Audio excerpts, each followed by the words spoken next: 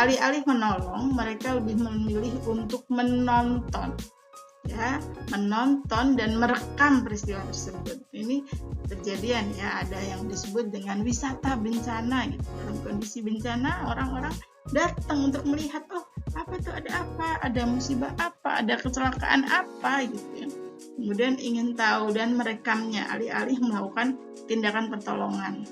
Nah, bagaimana kita bisa mencoba menggelorakan kembali perilaku menolong dengan adanya fakta bystander effect adalah dengan cara menumbuhkan peran empati sebagai suatu aspek penting yang mendorong adanya perilaku menolong.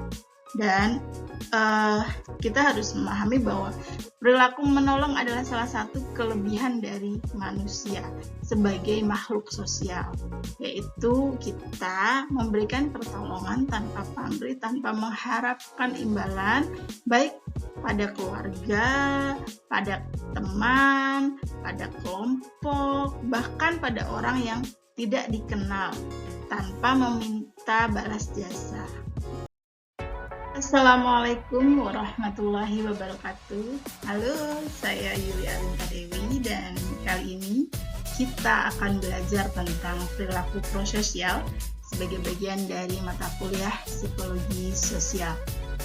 Perilaku prososial merupakan topik kunci dalam mata kuliah psikologi sosial karena kita akan membahas, ya, bagaimana seorang individu itu memberikan bantuan kepada orang lain, yang merupakan aspek mendasar dari interaksi sosial dan perilaku manusia. Nah, karena psikologi sosial itu berusaha untuk memahami bagaimana pikiran, perasaan, dan perilaku individu ditentukan, dipengaruhi oleh kehadiran aktual, imajinasi, dan tersirat karena adanya orang lain, maka perilaku prososial ini menjadi hubungan yang spesifik dalam psikologi sosial. Sebagai sebuah pembelajaran, ada beberapa tujuan yang ingin dicapai setelah mahasiswa atau teman-teman mengikuti pembelajaran ini. Yang pertama adalah mampu menjelaskan definisi perilaku prososial, lalu kemudian yang kedua menjelaskan jenis-jenis perilaku menolong, dan yang ketiga mengidentifikasi tahapan dalam menolong, dan yang terakhir diharapkan dapat menerapkan perilaku menolong dalam kehidupan sehari-hari. Baik, untuk tujuan yang pertama, yaitu bagaimana kita mendefinisikan perilaku prososial, mungkin kita bisa menengok sebentar tentang sejarah perilaku prososial yang merupakan studi yang mencakup berbagai aspek bidang keilmuan, di mana perilaku prososial ini sudah berkembang dari aspek sosiologi, antropologi, dan yang kemudian psikologi. Perilaku prososial ini secara ilmiah sudah dipelajari lebih dari 1 abad, dan ini mencerminkan bagaimana manusia berinteraksi dan membantu satu sama lain dalam berbagai konteks sosial dan budaya. Nah, terkait dengan definisi perilaku prososial, kita bisa mengambil satu dari tokoh Baron and Branscombe 2012 yang menyatakan bahwa perilaku prososial adalah tindakan individu untuk menolong orang lain yang dilakukan tanpa memberi manfaat langsung pada diri si penolong. Wah, menarik ya. Ada gitu ya orang yang kemudian mau melakukan sesuatu tanpa memberi manfaat langsung. Dan ternyata perilaku ini ada di dalam diri manusia. Banyak ahli yang kemudian juga memberikan penjelasan yang lebih panjang yang memberikan gambaran kepada kita yang lebih baik. Yang pertama ada Irwan di 2009 menjelaskan bahwa ada kata kunci, yaitu memberikan manfaat pada orang lain. Lalu Klein, Bankert, Levitan, and Kraft 2017 menjelaskan perilaku prososial adalah pertolongan yang diberikan yang bertentangan dengan kepentingan egois seseorang dan memberikan hasil atau manfaat bagi orang lain. Sebelumnya, Eisenberg dan Musen tahun 1989 menjelaskan bahwa perilaku prosedal adalah tindakan yang bertujuan untuk membantu atau memberikan manfaat pada orang lain atau kelompok.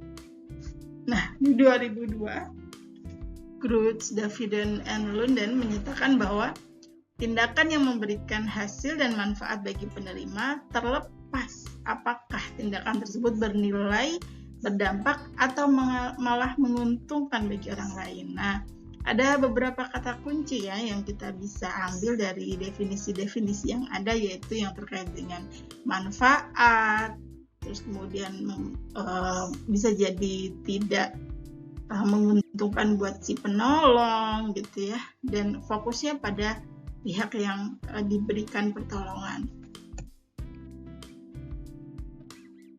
Nah, studi tentang perilaku menolong ini berawal dari tahun 1950 yang akibat dari artikel mengenai altruism dan perilaku menolong. Studi terkait dengan perilaku menolong sangat sulit dilakukan karena manusia selalu dipandang secara egoistik.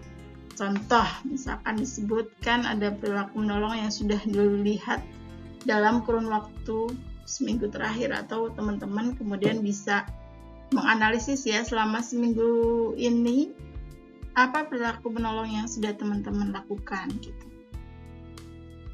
Banyak mana antara perilaku menolong dengan perilaku yang bersifat egoistik gitu ya. Coba dibuktikan gitu. Apakah memang benar bahwa studi-studi selama ini yang dilakukan menunjukkan bahwa manusia adalah makhluk yang egoistik? Dan apakah kita secara pribadi itu memiliki perilaku menolong? Nah, ini bisa ditanyakan pada diri sendiri dan buktikan selama 1 minggu ini apa perilaku menolong yang sudah dilakukan. Nah, terkait dengan tujuan yang kedua, ada berbagai jenis perilaku menolong, itu prososial, behavior, altruis, dan heroisme. Jadi ketiga perilaku ini adalah bagian dari teori perilaku menolong.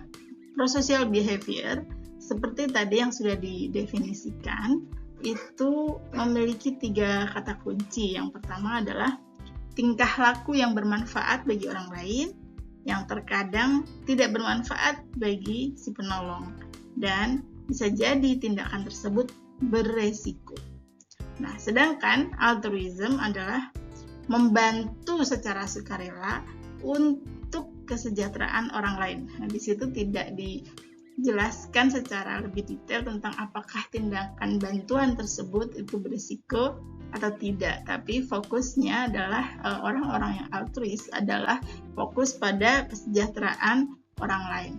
Sedangkan untuk heroisme adalah suatu perilaku yang beresiko tinggi untuk mencapai tujuan yang bernilai. Jadi ini ada tujuan yang punya nilai tinggi, lalu kemudian juga ada risiko tinggi, dan kadang-kadang heroisme ini terkait dengan adanya ancaman terhadap keselamatan nyawa ya.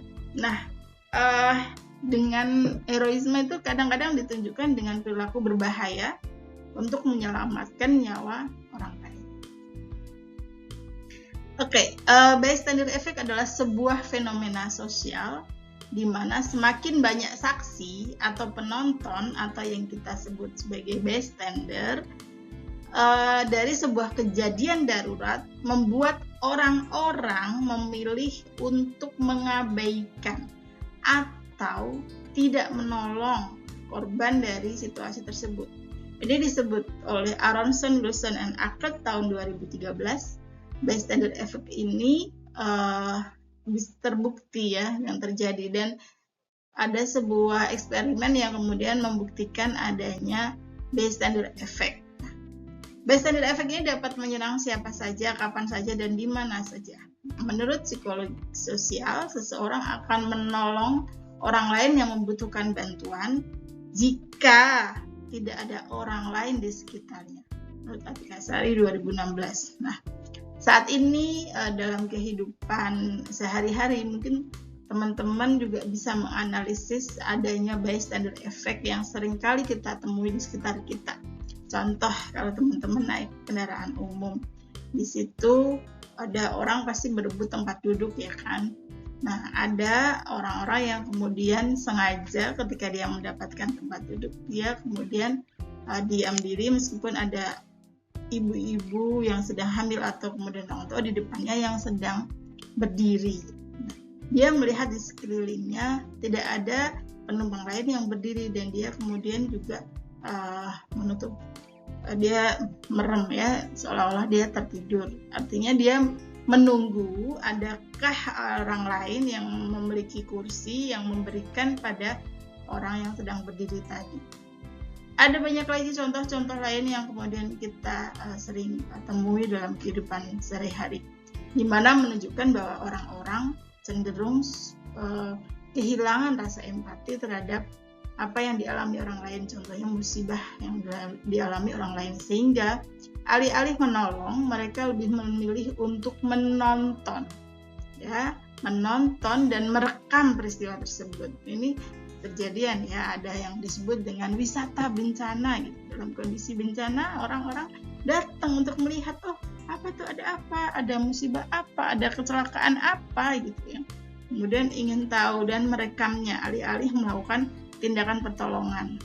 Nah, bagaimana kita bisa mencoba menggelorakan kembali perilaku menolong dengan adanya fakta bystander effect adalah dengan cara menumbuhkan peran empati sebagai suatu aspek penting yang mendorong adanya perilaku menolong.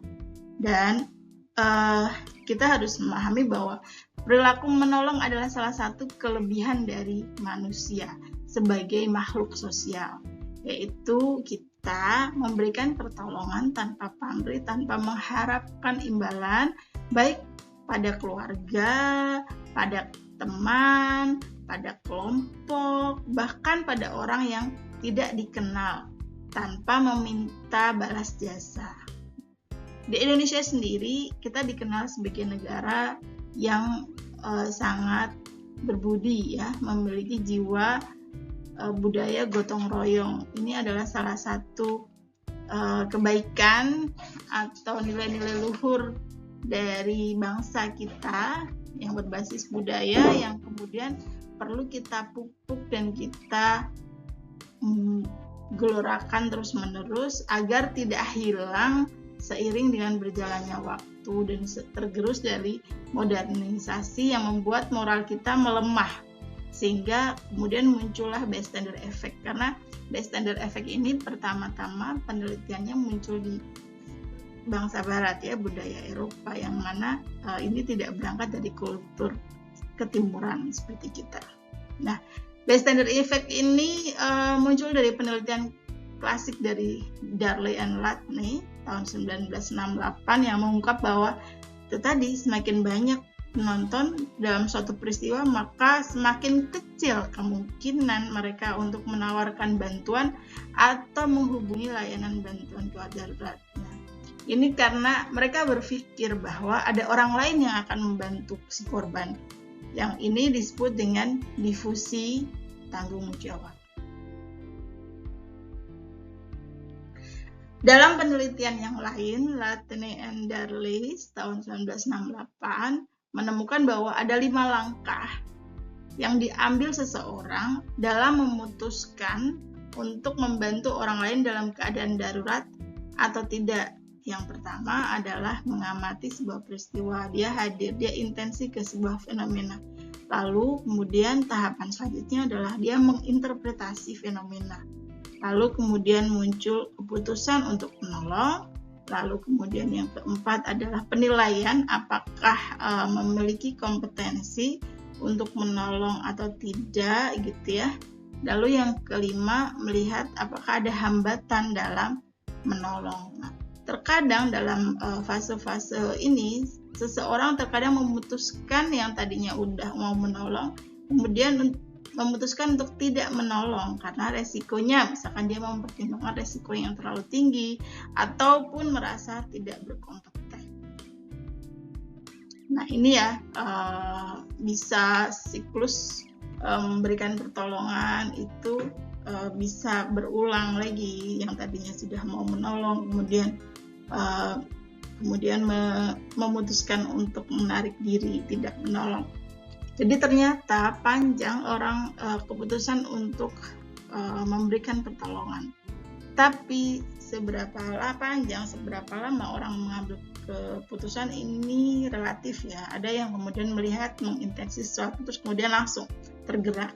Tapi ada juga yang kemudian tadi memiliki banyak pertimbangan, apakah dia mau menolong atau tidak, dia memiliki hubungan emosional atau tidak, dan adakah distraksi, adakah konsep diri yang kemudian membuat dia melihat bahwa ini aku tidak bagian dari mereka gitu ya, yang seperti kemarin contohkan tentang identitas sosial maupun identitas pribadi. Oke, ada beberapa klasifikasi perilaku menolong menurut McGuire dalam Time 2012. Yang pertama adalah causal helping. Causal helping adalah memberi bantuan kecil kepada seorang yang baru dikenal ya. Jadi tanpa ada alasan gitu memberi, seperti misalkan memberikan kursi pada orang yang tadi berdiri di angkutan umum gitu ya, memberikan tisu kalau misalkan ada orang yang menangis gitu, causal helping. Lalu kemudian substantial personal helping, yaitu suatu perilaku prososial yang memberikan keuntungan yang nyata pada seseorang dengan mengeluarkan usaha-usaha yang cukup dapat diperhitungkan gitu.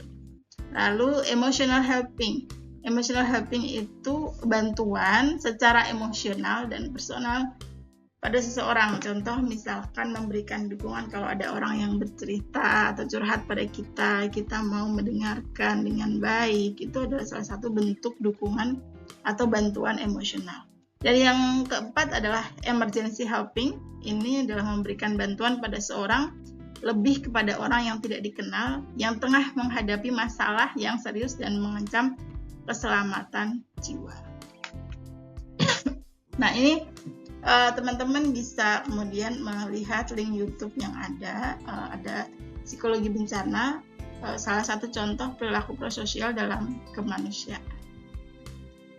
Oke, demikian dari materi pada siang hari ini terkait dengan perilaku prososial, dan berikut adalah referensinya. Terima kasih, semoga menjadi penambah wawasan, pengetahuan, dan semakin mengerti memahami salah satu contoh perilaku dalam psikologi sosial. Terima kasih. Assalamualaikum warahmatullahi wabarakatuh.